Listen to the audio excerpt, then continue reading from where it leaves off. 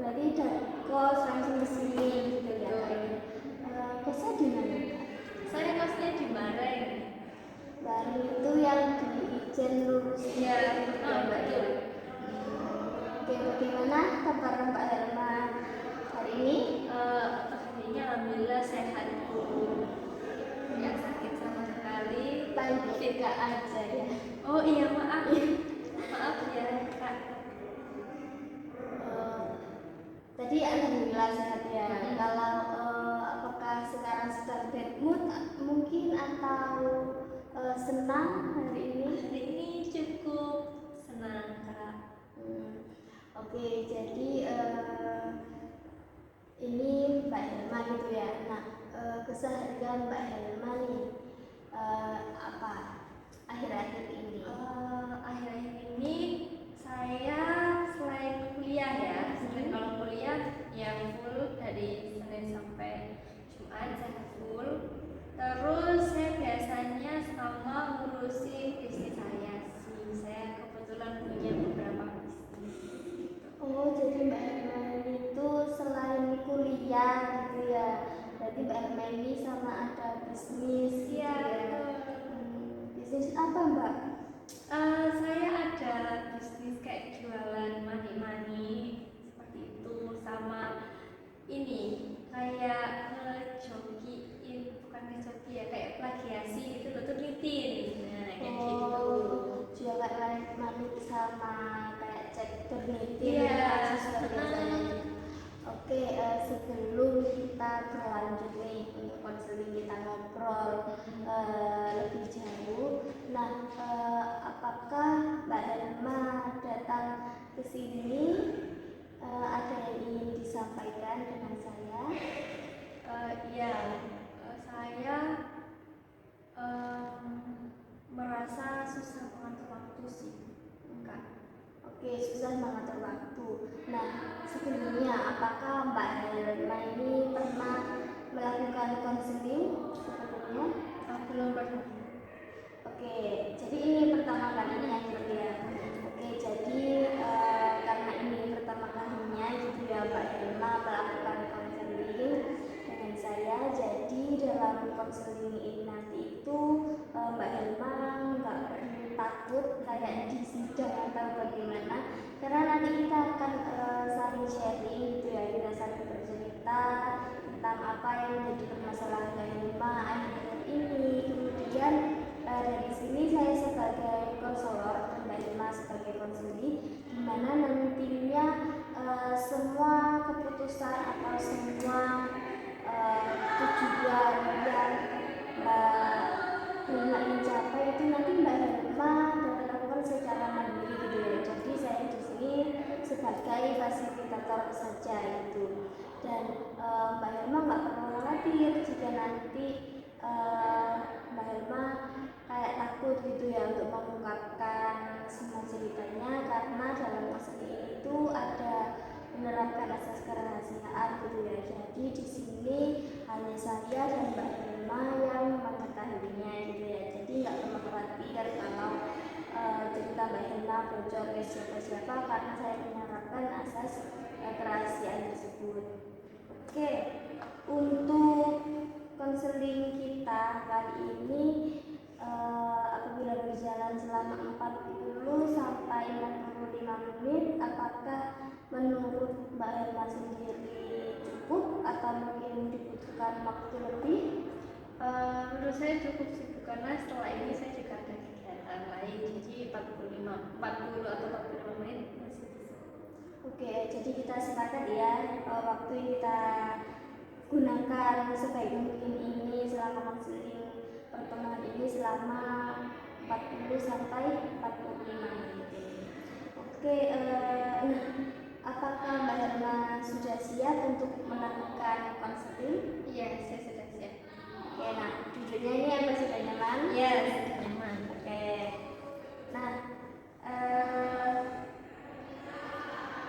sekarang mungkin Mbak Helma dapat menceritakan ya apa yang menjadi kendala, apa yang Mbak Helma rasakan selama akhir-akhir ini, kemudian apa yang menjadi permasalahan yang Mbak Helma resahkan selama ini sehingga Mbak Helma itu memutuskan gitu ya untuk melakukan konsultasi dengan saya.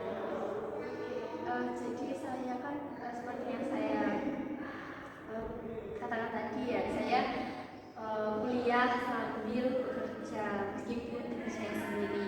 Nah di situ saya merasa kurang bisa membagi waktu gitu lebih kuliah sama bekerja. Ya mungkin memang kuliah kan, kalau kuliah waktunya sudah pasti ya, nggak kayak sekolah misalnya nggak full yang benar-benar satu hari gitu, nggak kayak sekolah sampai sore. Tapi karena pekerjaan saya itu adalah kayak buat money ya kak ya, jadi butuh waktu yang lama gitu. Jadi kalau misalnya pulang kuliah terus capek, nah terus sampai kos-kosan harus jualan, terus harus kerjain pesanan dari customer kayak meeting itu. Nah biasanya kalau untuk meeting itu mereka butuhnya cepet-cepet kan, jadi saya juga harus cepat-cepat. Nah di situ saya biasanya tambah capek gitu, akhirnya selesai malam tugasnya nggak kesentuh gitu. Jadi keseharian Mbak Helma itu ya selain kuliah dari pagi sampai sore gitu ya, terus Mbak Helma nyampe di kos ini tuh langsung kerja jualan gitu ya buat mani gitu. Terus selain itu Mbak Helma juga ada kerjaan lainnya yang cek meeting itu gitu ya Mbak ya. Nah biasanya kalau kuliah itu jam berapa sampai jam berapa Mbak? Sebenarnya jadwalnya nggak tentu ya Bu, tapi kebanyakan itu mulainya itu jam 8:30. Biasanya jam 12 itu udah selesai, tapi ada juga beberapa hari yang kayak hari Selasa, hari Senin itu sampai sore, sampai 4:30, sampai jam 4 gitu kadang. Jadi kayak full gitu dari pagi sampai sore. Jadi nyampe kos-kosan itu kayak udah capek, karena tugas itu udah menunggu gitu kan. Kayak setiap matkul tuh pasti ada tugasnya, jadi numpuk, capek, udah nggak bisa kali, akhirnya berantakan semua, kayak mengatur waktunya tuh nggak bisa gitu. Jadi kuliahnya itu dari pagi gitu ya, dari pagi sampai sore, terus belum juga dengan tugas-tugasnya gitu ya Mbak ya, yang banyak gitu. Nah biasanya nih setelah kuliah apa yang dilakukan Mbak Helma kesehariannya setelah pulang kuliah tuh biasanya Mbak Helma melakukan apa aja? Nah kalau misalnya kuliah itu pulangnya siang, biasanya saya menyempatkan untuk istirahat dulu sebelum kayak istirahat 30 menit lah untuk tidur gitu. Terus kalau misalnya pulangnya itu sore kayak jam 5 atau setengah 5 itu, nah itu kan pasti nggak bisa kan kalau mau tidur, jadi kalau nggak mau saya harus langsung kerja gitu. Nah dengan keseharian itu apakah biasanya itu kegiatan tersebut itu setiap hari atau bagaimana Mbak? Selama kurang lebih 1 minggu itu seberapa banyak Mbak Helma melakukan aktivitas tersebut? Setiap hari sih ya, kalau misalnya Senin sampai Jumat tadi kayak gitu setiap hari. Tapi kalau misalnya Sabtu Minggu kan libur, jadi kerjanya itu biasanya saya mulainya sore. Kalau misalnya bikin pesanan gitu, soalnya kan biar sekalian mantap. Tapi kalau misalnya Senin sampai Jumat itu repeat terus kayak gitu, kuliah pulang kerja, kuliah pulang kerja gitu terus. Berarti lebih seringnya tuh kayak setiap hari gitu ya Mbak ya, setiap hari Mbak Helma melakukan kegiatan tersebut. Di samping kuliah tadi Mbak Helma menyiapkan pesanan kayak itu. Nah biasanya nih Mbak Helma ketika tadi kan Mbak Helma mengatakan ya kalau membuat kayak apa mani gitu kan. Nah itu biasanya Mbak Helma kerjakan sepulang kuliah sampai jam berapa?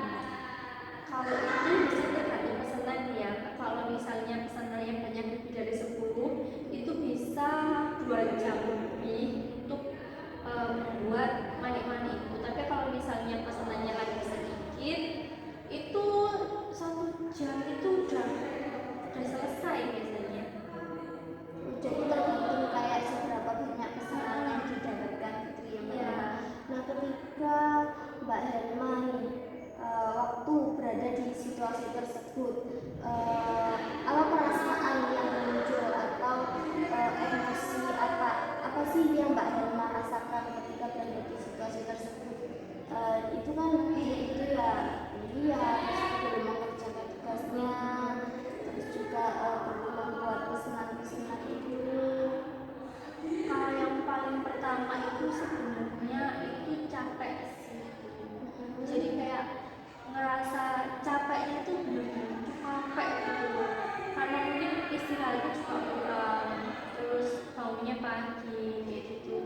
Jadi yang pertama itu yang saya rasakan capek. Terus saya juga ngerasa kayak apa ya, kalau bahasa Jawanya kayak kefrontalan gitu apa ya, Kayak tersiksa-siksa.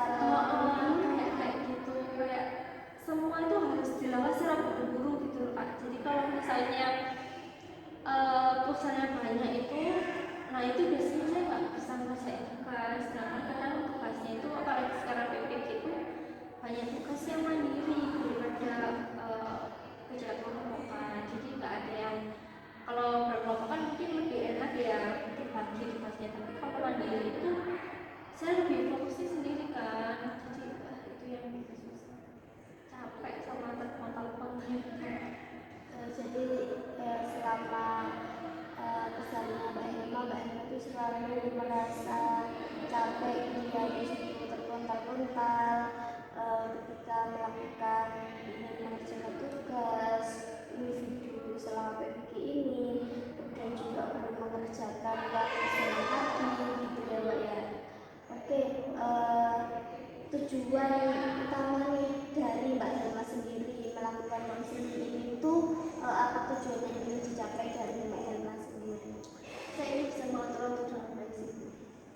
Mbak Helma, tujuan Mbak Helma dari melakukan konseling ini itu bisa mengatur waktu gitu ya, bisa mengatur waktu dengan baik. Nah mungkin dari Mbak Helma sendiri bisa nih menceritakan ulang keseharian Mbak Helma dari bangun pagi, aktivitas Mbak Helma dari pagi sampai sore atau sampai malam dalam satu hari itu. Oke, ini kalau misalnya di hari yang pulangnya sampai siang ya Bu ya, pertama waktu pulangnya sampai siang. Nah, saya biasanya bangun jam 5 buat sholat dulu.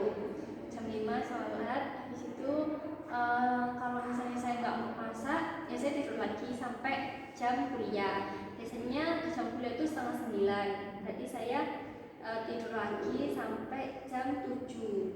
Nah, sampai jam 7 itu saya siap-siap menata barang-barang yang mau saya bawa, atau misalnya mengecek tugas apakah harus ada yang dikumpulkan di kelas saat itu juga, saya ngecek itu. Nah nanti biasanya saya jam 8 itu mulai OTW dari kosan ke kampus. Nah sampai kampus itu biasanya sesuai jam 8:30 itu tadi.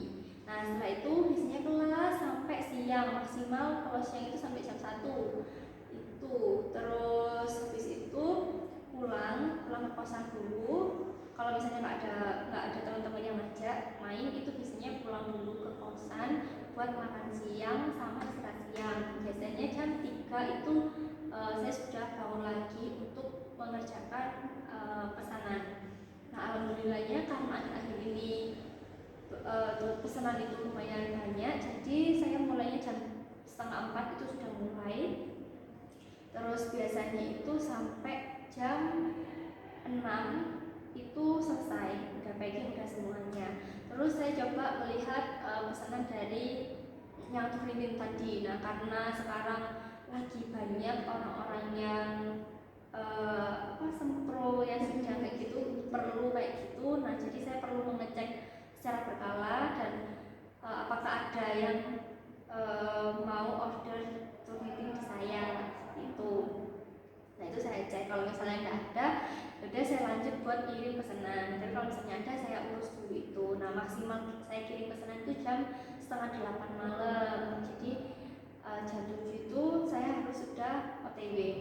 Saya OTW sampai mungkin sampai kos-kosan jam 8 malam. Nah di situ saya baru mandi, bersih-bersih diri, terus sama makan malam biasanya. Terus nunggunya itu sampai jam 9, biasanya 9 itu udah selesai semua. Nah, tapi jam 9 itu biasanya kan udah ngantuk ibu, soalnya badan itu benar-benar full. Meskipun di awal itu siang, tapi kayak rasa masih capek gitu kan, udah capek.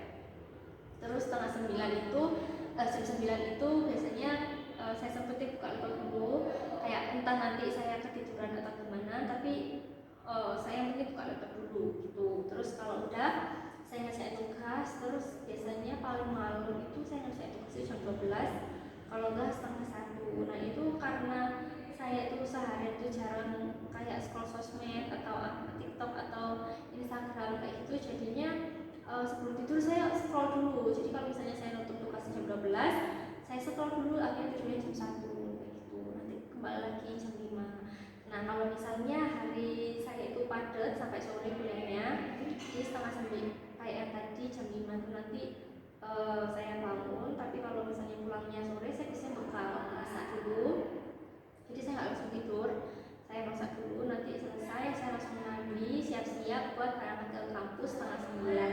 Nah itu udah full kuliah sampai jam 4 sore. Jam 4 sore di situ saya nggak istirahat sampai kampus, sampai kos. Jadi langsung bikin pesanan, langsung cek-cek apa aja yang siapa aja yang pesen kayak gitu. Biasanya sampai jam 7 juga, bahkan lebih kadang, kan sampai jam 8 tadi. Terus saya kirim paketnya ke ekspedisi, saya bersih-bersih lagi, saya mandi lagi, terus saya siapin makanan juga. Nah karena hari itu full, biasanya jam 10 itu saya udah nggak kuat apa-apa, saya udah kayak udah tidur gitu. Kayak gitu sih aktivitasnya. Jadi kesehariannya Mbak Hilma yang dapat saya simpulkan tadi ya dari ceritanya Mbak Hilma itu sangat padat gitu ya untuk menjalani keseharian. Nah, apakah kesehariannya Mbak Hilma tersebut ada dampak yang Mbak Hilma rasakan, mungkin entah itu kayak di kelas biasanya itu merasa capek, terus itu Mbak Hilma juga jadinya loyo, lesu gitu ketika kuliah. Apakah ada yang dirasakan dari Mbak Hilma sendiri? Pasti ada ya Bu ya, kalau misalnya kelas pasti ngantuk ya kalau kurang tidurnya, apalagi biasanya tidurnya itu seharusnya kan 8 jam ya normalnya, orang 7 jaman itu.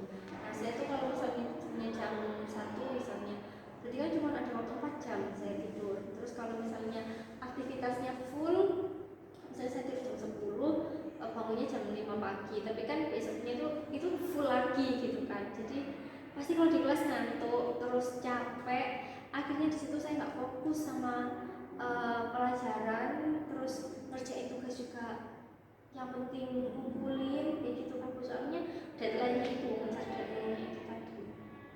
Oh, jadi biasanya Mbak Hilma itu capek gitu ya dengan aktivitas Mbak Hilma sehari-hari, belum juga dengan aktivitas kuliah yang banyaknya tugas seperti itu. Nah, berdasarkan yang telah Mbak Hilma katakan tadi ya ke saya, jadi di sini Mbak Hilma itu memiliki ibaratnya 3 gitu ya aktivitas, jadi selain kuliah, terus bekerja, terus itu juga belum mengerjakan tugas. Nah, apa sih yang menjadi prioritas Mbak Hilma sendiri? Sebenarnya kuliah sebenarnya, karena kalau kuliah kan penting sekali. Ya. Nah, tapi kan satu sisi kerja itu juga untuk mendapatkan uang buat kuliah itu tadi kan. Jadi sebenarnya kalau bisa pilih salah satu ya memang harus kuliah sih yang saya prioritaskan. Oke, jadi di sini ya Mbak Hilma mengatakan jika kuliah yang menjadi prioritas utama dari Mbak Hilma sendiri. Nah, apakah pernah di satu situasi Mbak Hilma ingin sekali kayak menyerah gitu, atau ada di satu sisi Mbak Hilma ingin menyerah untuk enggak bekerja sampingan ini dikarenakan lebih memprioritaskan gitu dari kuliah Mbak Hilma, seperti apa yang dikatakan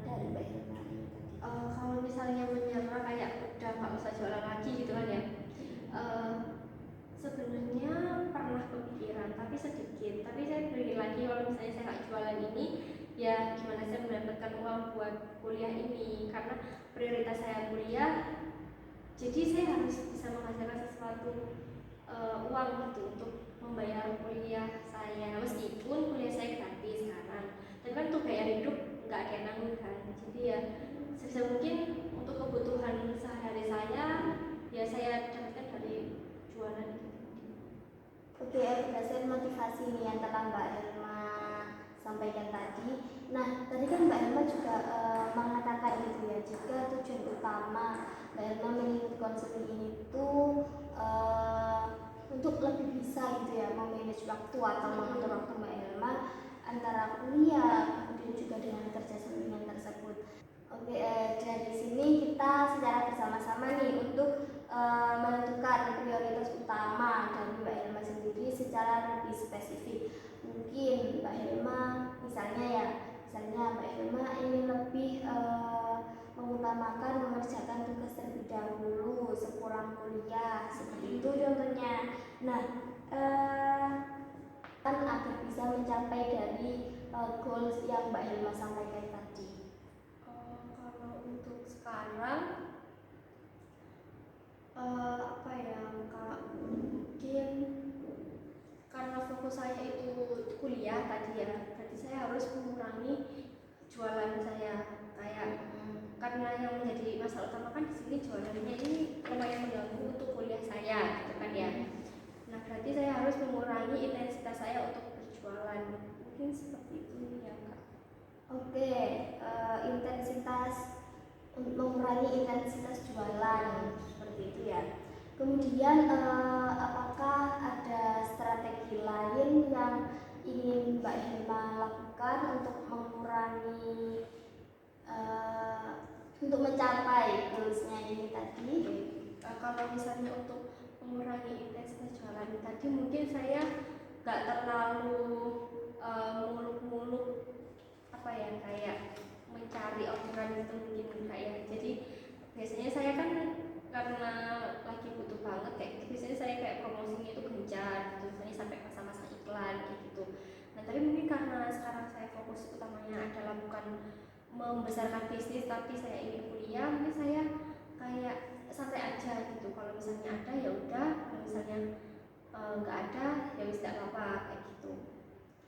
Nah, apakah Mbak Helma sudah merasa puas atau sudah merasa lega nih ketika Mbak Helma mengumpulkan tugas yang katanya Mbak Helma tadi yang sampaikan pokoknya asal selesai. Nah, apakah Mbak Helma tadi puas dengan hasil yang Mbak Helma kerjakan, dan kalau biasanya nih Mbak Helma mengerjakan tugas itu ada yang pernah ketinggalan apa ya, terlewat deadline gitu, atau tetap tepat waktu mengumpulkannya? Sebenarnya kalau saya tetap tepat waktu, tapi ya karena itu tadi yang penting dikumpulkan. Tapi ya itu saya nggak bisa puas gitu dengan hasil kerja saya, soalnya saya juga setengah hati untuk mengerjakan itu.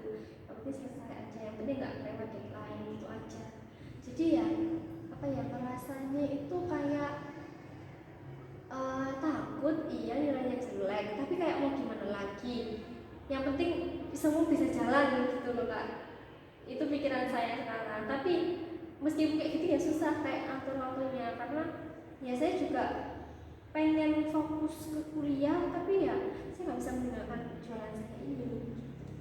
Oke, seperti yang Mbak Helma katakan tadi ya, Mbak Helma lebih ingin fokus ke kuliah, tetapi tidak bisa meninggalkan jualan Mbak Helma tadi, karena kan juga buat biaya kuliah gitu ya. Oke, kan di sini yang menjadi prioritas utama dari Mbak Helma itu kuliah gitu ya. Dan biasanya seberapa banyak atau berapa tugas yang Mbak Helma kerjakan dalam sehari itu, atau pas pulang kuliah itu biasanya berapa banyak tugas yang Mbak Helma kerjakan? Biasanya kalau saya paling banyak itu ada 3 tugas yang saya kerjakan. Tapi ya itu tadi, biasanya kemarinnya itu saya nggak ngerjain sama sekali. Jadi di hari selanjutnya saya harus mengerjakan tugas itu, seperti itu. Tapi paling sedikit ya itu nggak mengerjakan sama sekali, tapi biasanya itu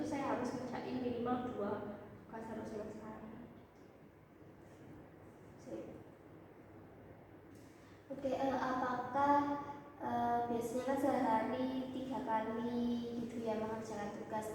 Nah, itu intensitas Mbak Ilma mengerjakan tugas itu selama berapa hari? Kayak 3 kali kan dalam sehari. Nah, biasanya nih dalam 1 minggu apakah selalu setiap harinya itu mengerjakan 3 kali atau bahkan ada suatu hari di mana Mbak Helma benar-benar nggak bisa mengerjakan tugas sama sekali? Oh ya, seperti yang saya jelaskan tadi, biasanya kalau misalnya saya mengerjakan hanya kayak 3, kayak 4 tugas itu karena hari sebelumnya saya nggak kerjain sama sekali, jadi saya kebut di hari selanjutnya seperti itu. Kalau misalnya di hari sebelumnya saya ngerjain, misalnya 1 tugas gitu ya, nah besoknya itu saya biasanya ngerjain 1 tugas lagi atau 2. Jadi kalau misalnya hari sebelumnya itu saya nggak ngerjain sama sekali, saya harus ngejar di hari selanjutnya gitu. Kalau misalnya di hari sebelumnya itu saya ngerjain tugas, nah di hari selanjutnya itu saya juga nyantai. Oke, jadi Mbak Helma ini tetap gitu ya mengerjakan tugas, namun Mbak Helma masih kesulitan untuk membagi waktunya gitu ya. Baik, saya paham apa yang dirasakan oleh Mbak Helma. Untuk memanage waktu itu, tadi kan Mbak Helma juga mengatakan gitu ya bahwa Mbak Helma prioritas utamanya itu di kuliah. Nah, oke, dan di sini dapat saya lihat berdasarkan apa yang Mbak Helma ceritakan tadi, Mbak Helma itu tetap mengerjakan tugas namun dengan kayak cara yang terkontal-kontal gitu ya, nggak bisa tenang mengerjakan tugas karena harus membagi waktunya antara kerja dan kalau pagi sampai siang itu kuliah dan sorenya itu mengerjakan tugas tapi nggak tenang gitu ya. Oke, mungkin untuk mencapai tujuan Mbak Helma atau goal setting dari Mbak Helma, mungkin setelah konseling ini nanti Mbak Helma dapat melakukan kegiatan atau strategi yang ingin Mbak Helma capai itu dan intensitasnya itu berapa lama. Oke, baik, dari yang berdasarkan Mbak Helma ceritakan tadi, mungkin dari sini kita akan menyusun strategi konkret secara bersama dengan Mbak Helma. Nah, kemudian, misalnya nih di jam berapa gitu ya, misalnya jam 7 sampai jam 12 Mbak Helma melakukan kuliah. Nah, kemudian Mbak Helma catat nanti keseharian Mbak Helma, aktivitas Mbak Helma, aktivitas apa saja yang Mbak Helma lakukan selama sehari tersebut. Nah, dari sini dulu nih, apakah ada yang ditanyakan? Apakah paham? Saya ingin Jessica. Berarti kalau misalnya seperti yang saya laporkan tadi ya, kayak jam segini sampai jam segini saya kegiatannya apa gitu. Nah itu dimulai sebelum hari itu atau gimana? Atau pas hari itu juga? Pas hari itu juga. Oke, jadi setiap hari nanti Mbak Helma mencatat kegiatan apa saja, di jam berapa saja, aktivitas Mbak Helma selama 1 hari, dan nantinya itu nantinya Mbak Helma catat selama kurang lebih mungkin 1 minggu. Nah, setelah itu nanti dari aktivitas yang telah Mbak Helma catat tadi, kita dapat memantau seberapa sering Mbak Helma melakukan kegiatan tersebut atau bisa dibilang kayak intensitasnya seberapa banyak, seperti itu. Jadi kan tadi prioritas utamanya Mbak Helma yaitu kuliah gitu ya, menyelesaikan tugas tidak terkontal-kontal dengan santai. Nah itu juga nantinya Mbak Helma catat selama seminggu intensitasnya tersebut berapa kali seperti itu. Nah nanti dari situ kita dapat melihat, kita dapat memantau seberapa sering Mbak Helma melakukan kegiatan tersebut untuk mengurangi kebiasaan Mbak Helma yang selalu tergesa-gesa ketika mengerjakan tugas tersebut. Nah dari sini apakah yang ada yang ingin ditanyakan? Cukup jelas sudah. Kalau saya ada Ibu, kalau misalnya dalam beberapa hari itu saya nggak mengerjakan tugas, tapi saya lebih mementingkan jualan saya itu gimana terus. Karena kan kadang ada jualan yang rame kayak pas lagi PUD sale kayak gitu biasanya rame kan Bu. Nah kalau misalnya saya di hari itu saya nggak mengerjakan tugas sama sekali dan lebih fokus ke jualan saya kayak gitu, gimana? Nah, itu kan misalnya Mbak Helma lakukan selama dalam 1 minggu itu lebih sering Mbak Helma mengerjakan tugas atau lebih sering dari mengerjakan pekerjaannya Mbak Helma itu tadi. Nah, itu salah satu tujuan dari kita mencatat kegiatan tadi. Nah, kita nanti dapat melihat seberapa sering, lebih sering, apakah dalam 1 minggu tersebut Mbak Helma lebih sering mengerjakan tugasnya, intensitasnya, atau lebih sering mengerjakan pesanan itu tadi. Nah, setelah Mbak Helma mencatat kegiatan Mbak Helma selama 1 minggu ini tadi, nah apabila nantinya dapat kita mungkin pada pertemuan yang akan datang, apabila waktu konseling kita hari ini tidak memungkinkan, nah nanti kita lihat seberapa banyak intensitasnya Pak ya tadi, apakah lebih sering mengerjakan tugas kuliah atau lebih sering mengerjakan pesanan itu tadi. Nah, oke, jadi apakah intensitas mengerjakan tugas lebih banyak daripada intensitas Mbak Helma mengerjakan pesanan ini tadi dapat kita pantau melalui self monitoring tersebut. Nah, nantinya apabila Mbak Helma lebih banyak mengerjakan tugasnya, nantinya mendapatkan reward gitu ya atas pencapaian yang telah Mbak Helma lakukan tersebut. Berarti nanti kalau misalnya saya mengerjakan tugasnya itu lebih sering daripada mengerjakan pesanan, berarti saya layak untuk mendapatkan reward. Maksudnya reward itu kayak self reward gitu kan? Ya, bisa juga seperti self reward dari diri Mbak Helma sendiri. Nah, nantinya juga akan ada sedikit lah ada reward sedikit gitu dari saya gitu ya. Kalau misalnya dari saya sendiri, kalau self reward dari saya sendiri, apakah saya harus mengeluarkan uang atau kayak sekedar nonton? Maksudnya kayak karena saya sudah sibuk seharian, jadi saya ngasih reward ke saya itu kayak nonton drama misalnya, karena saya sebenarnya suka drama Korea itu, atau harus reward yang benar-benar terlihat gitu. Oke, jadi itu nanti terserah, tergantung dari Mbak Helma sendiri. Nah, mungkin nih Mbak Helma kan sudah nanti kan membuat tabel self monitoring tersebut ya. Nah, nanti selama seminggu atau selama mungkin 4 hari kan sudah nampak nih mana intensitas yang paling banyak. Nah, apabila jika Mbak Helma lebih banyak intensitasnya itu lebih banyak mengerjakan tugas daripada mengerjakan pesanan tadi, Mbak Helma dapat melakukan reward yang Mbak Helma menurut Mbak Helma sendiri gitu ya. Misalnya dengan tadi yang Mbak Helma katakan menonton drakor atau juga pergi bermain atau sekedar membeli es krim mungkin. Nah, itu sesuai dengan diri Mbak Helma sendiri, kemauan dari Mbak Helma sendiri. Iya, berarti memang yang saya sukai gitu kan ya. Nah, nantinya setelah ini nantinya akan saya berikan tabel self monitoring itu tadi yang dapat Mbak Helma lakukan di rumah begitu ya.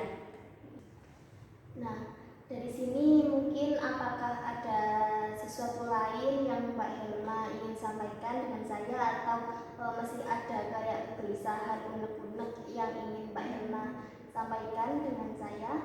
Saya rasa sudah cukup ya Bu ya, bisa saya sampaikan semua. Oke, apabila sudah tidak ada lagi yang ingin disampaikan dengan saya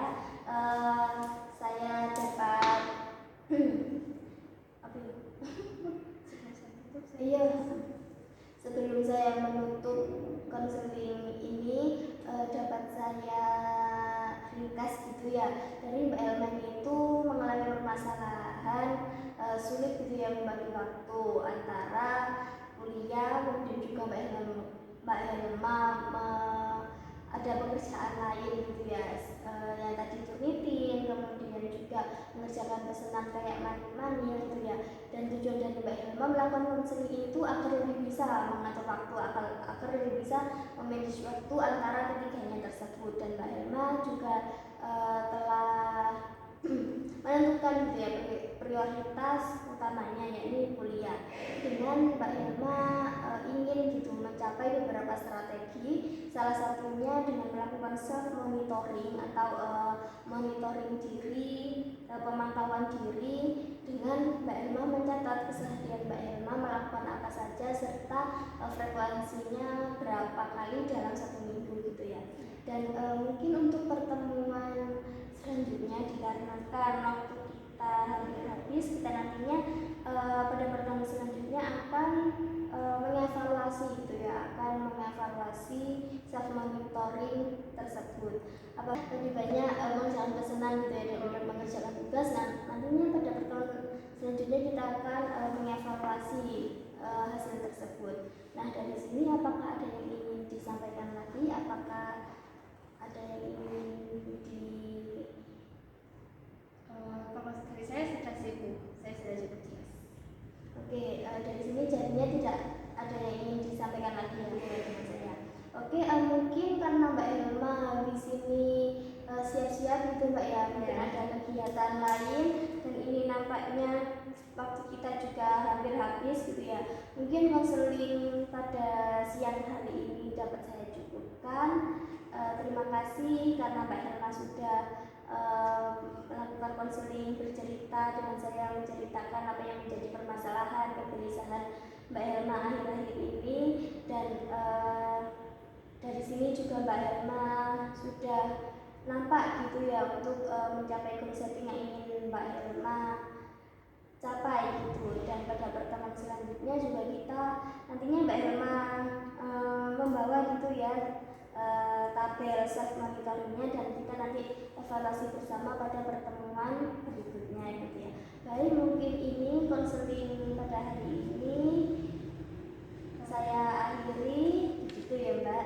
Terima kasih juga ya Bu sudah mendengar cerita saya jadi sadar juga bahwa seharusnya saya juga meletakkan tujuan itu tadi. Terima kasih. Ya, Mungkin saya permisi. Iya, terima kasih juga ya Mbak atas waktunya. Ya.